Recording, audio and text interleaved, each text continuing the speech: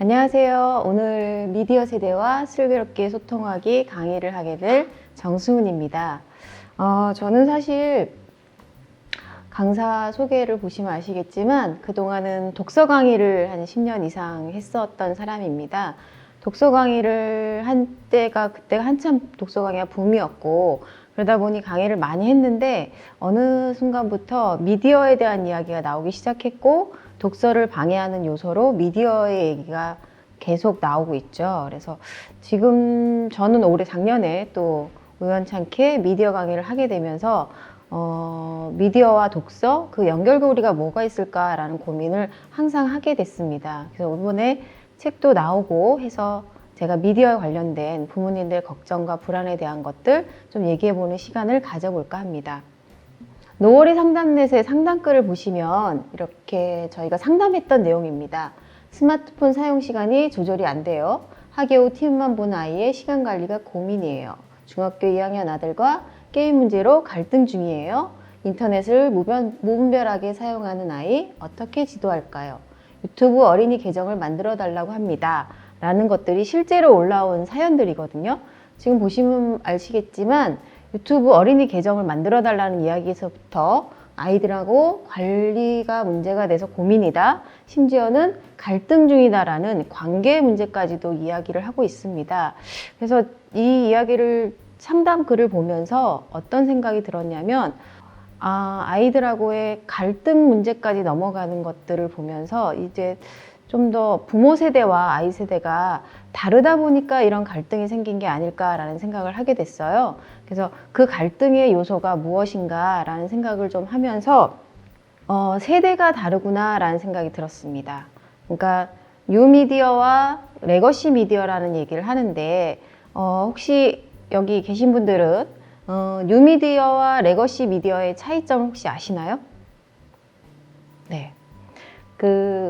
자비스라고 혹시 아시는지 모르겠는데요. 자비스가 그런 말을 했습니다.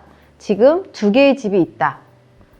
하나는 불타고 있고 하나는 건설 중이다. 건설되지도 않았다. 이렇게 얘기를 하거든요.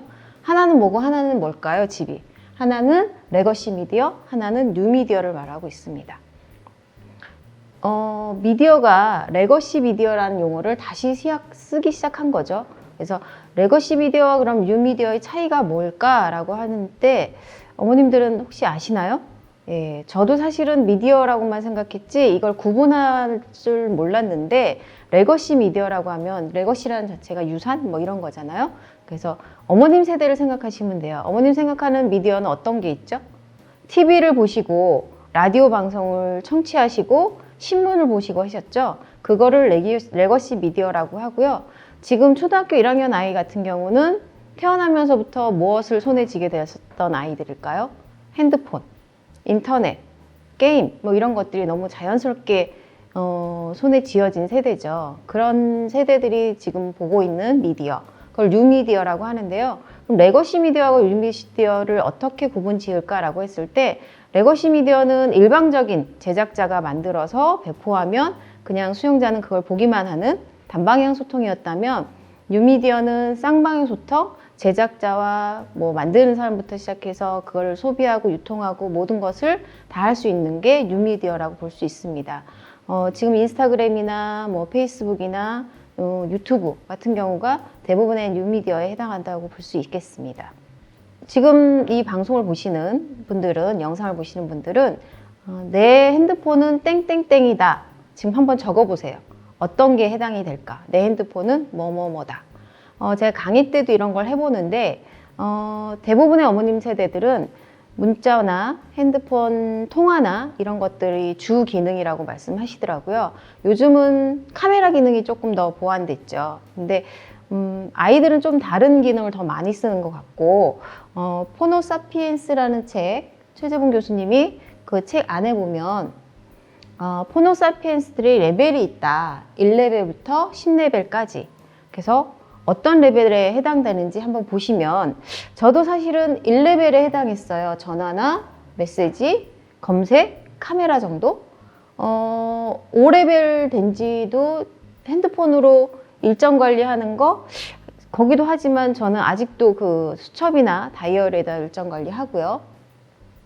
SNS는 좀 많이 하는 편인데 그 5레벨에서 은행 업무까지 보는 거는 좀 쉽지 않았는데 얼마 전에 이제 카카오페이나 아니면 토스 같은 이런 것들을 하게 되면서 5레벨 갔고 제가 작년에 미디어 교육을 받고 아이들하고 직접 만들고 또 영상도 촬영하고 편집하고 하면서 시스템 개발까지 하면서 약간 10레벨 갑자기 확 올라갔죠. 그래서 아이들은 어느 지금 레벨일지 지금 자녀들하고 한번 너는 어느 레벨에 해당되겠니? 라고 한번 물어봐 주시면 엄마 나는 이 정도는 된 것 같아요. 아 저는 5레벨은 당연히 넘을 것 같건데요. 막 이렇게 얘기할 수 있을 것 같아요. 애들은 게임이랑 SNS는 뭐 일상생활이기 때문에 네, 요걸 핸드폰을 가지고 자기가 어떤 생활을 하고 있는지도 한번 점검해 보시는 시간이 될 것 같습니다. 연령별 디바이스 사용을 이렇게 검사를 했죠. 리서치를 했는데 지금 그래프에서 보시면 알겠지만 60대는 당연히 TV가 디지털 시니어라고 부르는 세대는 TV가 70% 정도 되고요. 반대로 Z세대라고 하는 요즘 아이들이죠. 그러면 모바일이 70%예요. 그만큼 반대적으로 나타나는 양상입니다. 초등학생들이 예전에 작년에 2018년까지만 해도 유튜버가 몇 위였어요? 5위였습니다. 근데 작년 유튜버가 뭐를 뛰어넘었죠? 의사를 뛰어넘었습니다. 의사를 뛰어넘고 3위에까지 올라갔습니다. 유튜버에 대한 선망, 어떻게 보면 거품이라고 얘기하시는 분들도 계시긴 하겠지만 지금 중학교 선생님을 만나봤더니 자유학기제 하시는 선생님께서는 학년이 중학교 3학년보다 2학년, 1학년 학년이 내려가면 내려갈수록 유튜브에 더 관심이 많다고 해요. 그러면 저연령대 아이들일수록 그만큼 미디어에 노출도 많이 되었고 노출이 많이 되다 보니 관심도 더 많아지는 건 당연한 사실일 거라고 생각이 듭니다. 2019년 작년에 사교육 걱정 없는 세상에서 강의 의뢰가 왔었습니다. 공포문화재단에서 이렇게 요즘 세대 미디어 교육에서 아이와 소통할 수 있는 교육을 해달라고 해서 제가 2강을 했었죠. 디지털 세상 얼마나 알고 있고 스마트폰 실습을 하면서 발표까지 하는 시간을 가졌었는데 이걸 보면서도 이제는 부모 세대와 소통에서도 미디어가 중요한 자리를 가지고 있구나 라는 생각이 들었습니다. 저는 이 강의 준비하면서 주변 지인들이나 온라인을 통해서 이런 질문을 몇 가지를 드렸어요, 사전에. 그리고 강의 때 그 질문을 가지고 강의를 또 해나갔지만 첫 번째 질문이 뭐였냐면 디지털 세상, 미디어, 스마트폰 하면 생각나는 것이 무엇입니까? 라고 물어봤었어요. 뭐가 가장 많았을 것 같으세요? 네, 그 생각하고 계신 그거 맞습니다. 네, 중독. 제일 많이 생각하시는 분들 것이 중독이었습니다. 어머님들이 중독을 제일 많이 생각하셨고 그 다음에 과몰입, 통제, 걱정. 이상하게 부모님 세대에서는 뭐 미디어나 아니면 스마트폰, 디지털 세상만 얘기하면 부정적인 게 대부분이 떠오른다고 하신 거죠.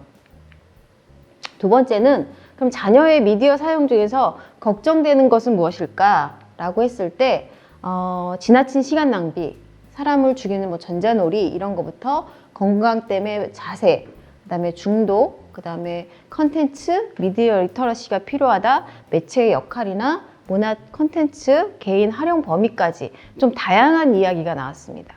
사실 밑에 부분은 강의 때 강의장에서 수강생들이 나온 대답이었어요. 그래서 부모님들이 이런 거를 조금 더 많이 아시는구나.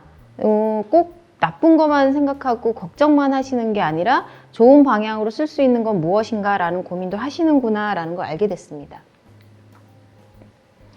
그러면 부모님 세대는 이렇게 걱정이 더 우려가 된다면 아이들은 어떨지 중2병의 비밀이라는 책에서 보면 부모와 자녀 세대에 대한 것들이 극명하게 나뉘는데 그 중에서도 핸드폰 뭐라고 되어 있죠? 전화, 메시지, 시계의 역할을 한다면 아이들은 생명줄이라고 얘기를 하거든요. 그리고 그 핸드폰이 없이는 절대로 외출도 하지 않고 큰일 나죠, 핸드폰은. 그리고 아이들이 제일 중요하게 생각하는 건 재미없을까 봐거든요. 그래서 너무나도 미디어에 노출이 되는 아이들이 말초적으로 계속 재미를 추구하는 이런 모습들은 조금 우려가 되는 지점이기도 합니다, 저도. 하지만 지금 아이들의 세대가 그 세대이다 보니 그거를 무조건 막는다고 되는 건 아닌 것 같습니다. 아까 생명줄이라고 말씀을 드렸던 핸드폰의 기능, 매슬로우 욕구 이론 단계 5단계 혹시 다들 아시죠? 제일 밑에가 생존에 대한 욕구입니다. 근데 요즘 아이들은 이게 아니라 이 그림 혹시 보셨나요? 와이파이와 배터리, 이게 없으면 큰일 납니다. 왜냐하면 핸드폰을 할 수 없기 때문에. 핸드폰은 생명줄이니까. 우스갯소리 같지만 이게 너무나도 당연해진 세대가 된 거죠. 그러면 앞에서 어머님들 세대나 아이들 세대를 비교해서 봤을 때처럼 핸드폰이나 스마트폰 미디어가 나쁜 것도 있어요, 사실은. 그러면 그 나쁜 예가 어떤 거가 있을까라고 봤을 때 두 권의 책을 제가 좀 권해드릴게요. 제가 독서 강의를 했던 사람이기 때문에 그거 책을 좀 보시면서 할 수 있는 것들을 소개해 드릴 겁니다. 인터넷 나라의 앨리스와 휴대폰의 눈물이라는 책인데, 인터넷 나라의 앨리스 같은 경우는 파워 블로거인 아이가 학교 생활부터 시작해서 많은 것들을 노출을 하면서 오히려 스토커를 당하면서 생명의 위협까지 당하는 지경까지 이르는 내용이에요. 그래서 그 내용과 휴대폰의 눈물은 서로 다른 나라에 사는 같은 나이대 청소년 아이들이 휴대폰에 관련된 공장에서 일하는 아이부터 시작해서 뭐 부품을 생산하는 지역에서 있는 이야기까지 있고, 근데 저는 그 중에 한 아이가 미디어를 통해서 정말 장난삼아 찍어서 보냈던 사진 한 장이 자기한테 너무나도 큰 나쁜 영향으로 돌아온 것들이 소개된 책이에요. 그래서 같이 아이들이랑 보면 좋겠고, 인터넷 나라의 비밀이 존재할 수 있을까요? 부터 시작해서 인터넷 나라의 앨리스 뒤에는 5가지 질문이 있습니다. 아이들과 한번 해보시면 도움이 될 것 같습니다. 그러면 반대로 좋은 예는 뭐가 있을까라고 했을 때, 서치란 영화 혹시 보셨는지 모르겠지만 이 영화 배우가 한국인 2세라는 얘기도 있고, 뭐 그렇게 히트치거나 유명한 영화는 아닌데 이 영화에 보면 딸이 실종이 돼요, 어느 날. 그래서 아빠가 딸의 핸드폰과 온라인 세계에 들어가서 딸의 행적을 추적하는 거죠. 그 중에서 본인이 몰랐던 딸의 모습들이 발견이 됩니다. 위조해서 뭐 나쁜 일도 했던 것도 보이고, 그러면서 아빠가 얘기하는 게 내 세상에 내가 내 딸을 이렇게까지 몰랐다니 라고 하는 장면이 있습니다. 근데 결국은 그 온라인을 통해서 딸을 추적해 가면서 그 딸의 행적을 추적해 가면서 결국 딸을 찾는 게 마지막이었어요. 또 다른 거는 인도의 한 방송사가 촬영 장비를 스마트폰으로 바꿨습니다. 크고 무거운 카메라 장비 대신한 이 스마트폰으로 뉴스 제작의 효율성과 기동성을 높이기 위해서라고 합니다.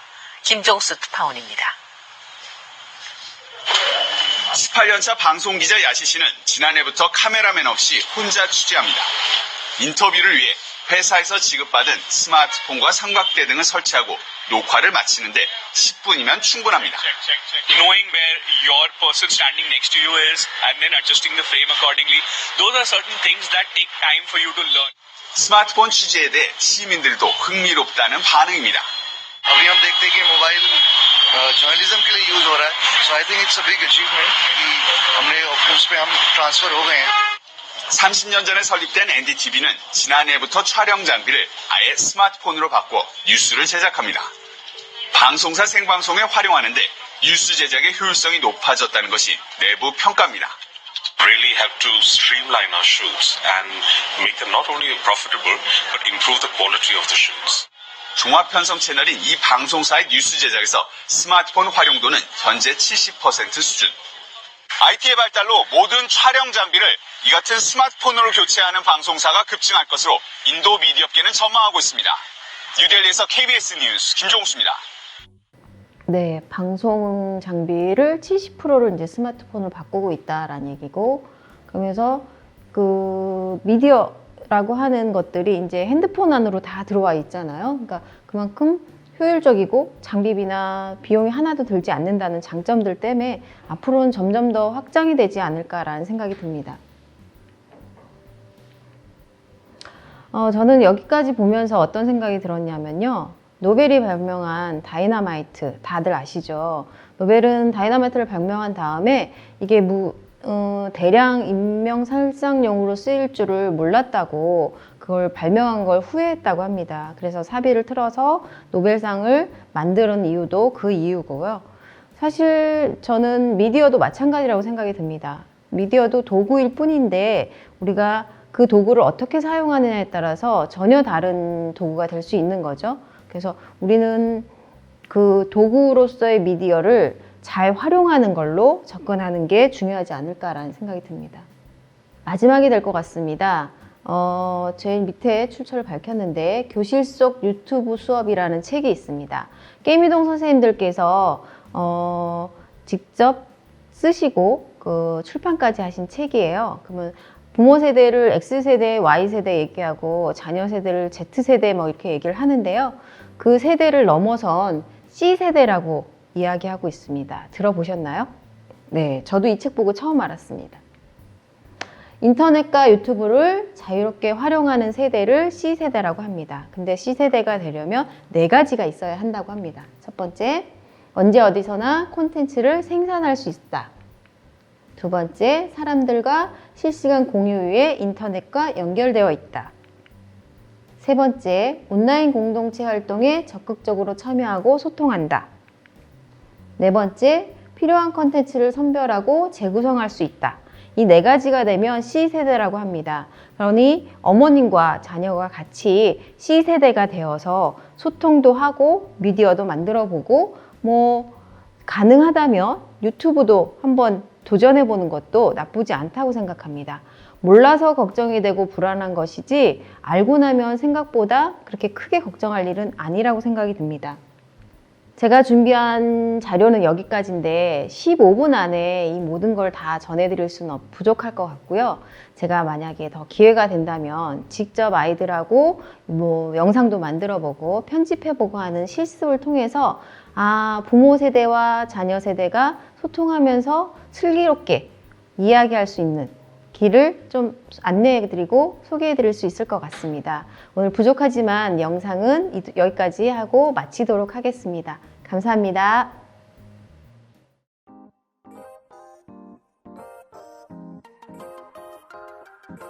출신 대학을 차별하지